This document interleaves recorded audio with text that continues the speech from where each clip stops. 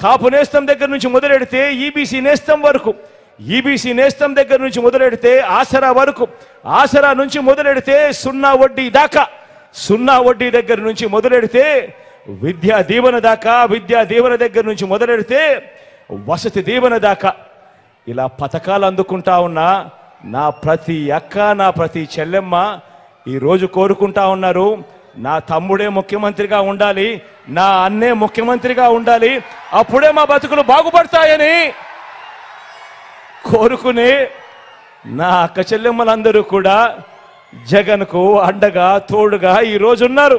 CM Jaganmohan Reddy గారు ప్రతి ఇంట్లో ఉన్న, రాష్ట్రంలో ఉన్న ప్రతి ఇంట్లో ఉన్న అక్క చెల్లెమ్మలకు మంచి జరిగితే నాకు ఓటేయండి అని అడుగుతున్నారా? సరే, మీ ఇంట్లో ఉన్న అక్క చెల్లెమ్మలకు మంచి జరిగిందో లేదో సార్ చెప్పకపోయారా రాష్ట్రంలో ఉన్న అక్క చెల్లెమ్మలకి? అదేనండి, సునీత గారికి, సరిమల గారికని, మీ సొంత చెల్లి సరిమల గారు, చిన్నాన్నగారు అమ్మాయి సునీత గారికి మంచి జరిగిందో చెడు జరిగిందో ఒకసారి చెప్పండి.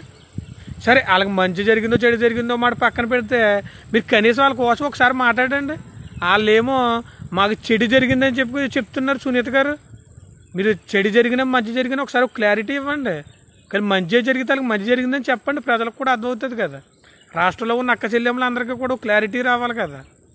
మీరు రాష్ట్రంలో ఉన్న అక్క చెల్లెమ్మలకు ఒకవేళ మంచి జరిగితే వాళ్ళు ఆలోచిస్తారు. ముందు మీ ఇంటి దగ్గర ఉన్న అక్క చెల్లెమ్మల కోసం ఒకసారి మాట్లాడితే బాగుంటుందని చెప్పి రాష్ట్రంలో ప్రజలందరూ అనుకుంటున్నారండి.